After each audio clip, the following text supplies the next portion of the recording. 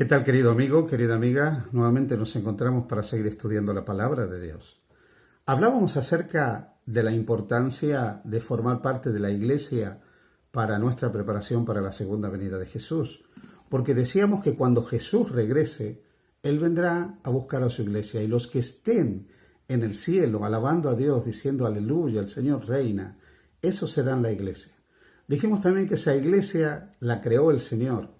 Y la creó cuando anunció la creación de esa iglesia luego de la confesión en Cesarea de Filipo, cuando Pedro dijo, tú eres el Cristo, el Hijo del Dios viviente. Resultado de esa confesión fue la promesa de Jesús de que Él edificaría su iglesia y que las puertas de la muerte y el sepulcro no prevalecerían contra esa iglesia. Esa iglesia que está formada por todos aquellos que han sido llamados por el Espíritu Santo a formar parte de la congregación de los redimidos, existe desde hace más de 2000 años.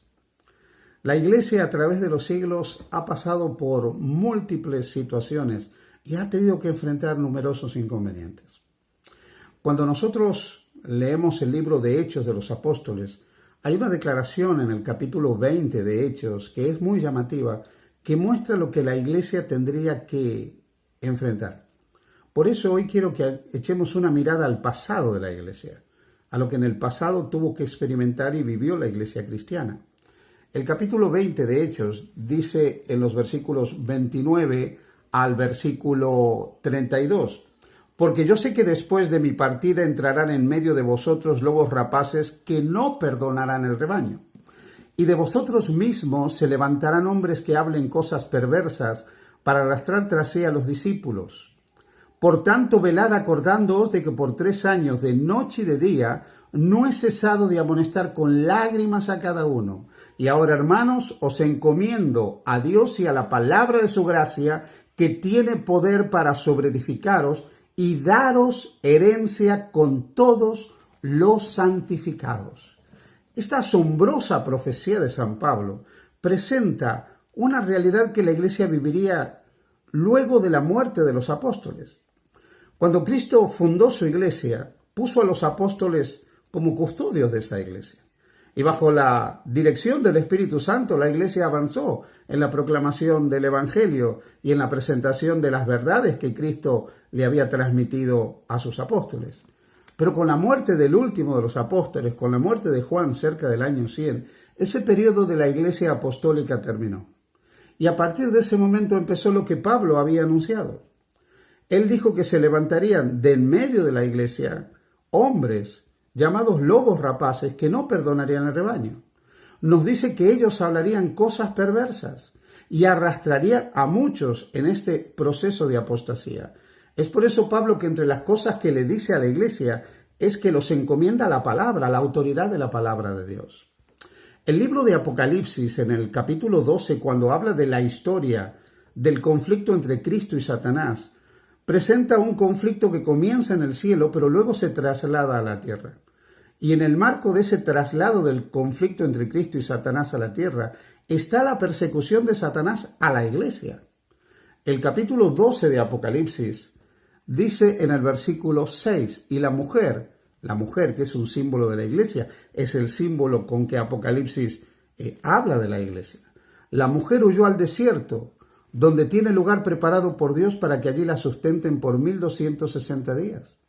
Y en el versículo 14 dice, y se le dieron a la mujer las 2 alas de la gran águila para que volase de delante de la serpiente al desierto, a su lugar, donde es sustentada por un tiempo y la mitad de un tiempo. Esta descripción que nos hace Juan en el Apocalipsis de la mujer huyendo a lugares desiertos, ocultos, porque está siendo perseguida, es la realidad que va a tener que vivir la iglesia desde el momento en que muchos dentro de la iglesia empiezan a vivir un proceso de apostasía. Y los verdaderos de los falsos hijos de Dios se van a tener que separar. Y los falsos discípulos de Cristo, aquellos lobos rapaces que no perdonaban el rebaño y hablaban cosas perversas y estaban arrastrando a muchos en su apostasía, empezaron a perseguir a aquellos que querían permanecer fieles a Jesucristo. Juan nos dice que ese periodo de persecución sería un periodo de 1260 días. En la profecía bíblica los días son simbólicos y representan años. Por lo tanto, está hablando de un periodo de 1260 años de persecución. Luego dice que ese mismo periodo corresponde a 42 meses en que la iglesia estaría en el desierto perseguida. Esta expresión, 42 meses, nos lleva automáticamente al capítulo 7, versículo 25 del libro de Daniel, donde dice que un poder se levantaría contra el pueblo de Dios, intentando cambiar los tiempos y la ley y persiguiendo a ese pueblo de Dios durante 42 meses. 42 meses del calendario hebreo son 1260 días, pero como son simbólicos, son 1260 años. Por lo tanto, aquí se nos describe a un poder que durante 1260 años perseguiría a los verdaderos discípulos de Cristo, a la verdadera iglesia de Jesucristo. Aquellos que persiguen son de los cuales Pablo hablaba cuando decía: de vosotros mismos se levantarán lobos rapaces que no perdonarán el rebaño. Tras la muerte de los apóstoles, la iglesia empezó a vivir momentos muy convulsos, muy difíciles. La iglesia empezó a traicionar el evangelio de Cristo. Empezó a traicionar a Cristo. Algo que Cristo había establecido con toda claridad: la plena separación de la iglesia y el Estado. Esa línea de separación se fue difuminando con los siglos. Y para el siglo IV la iglesia ya estaba prácticamente unida al Estado. La iglesia cristiana se había unido al Imperio Romano. Es ahí donde surge lo que nosotros conocemos como una iglesia universal romana. Y para el siglo VI de la era cristiana, el cristianismo, el poder religioso y el poder político se habían fusionado.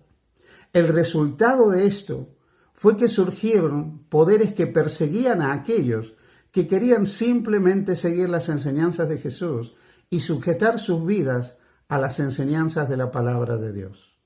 Durante 1260 años, entre el año 538 después de Cristo, cuando el emperador Justiniano le dio la corona de pontífice máximo a Vigilio, obispo de Roma, y hasta 1798, cuando las tropas del general francés Berthier destituyeron al Papa Pío VI, la Iglesia fue un poder perseguidor que persiguió a todo aquel que no aceptaba los dogmas de la Iglesia. La Iglesia se valió del poder del Estado para perseguir, y el Estado se valió de la Iglesia muchas veces para lograr sus fines. Esta unión de la Iglesia y el Estado es llamada en el libro de Apocalipsis, en el capítulo 13, la bestia.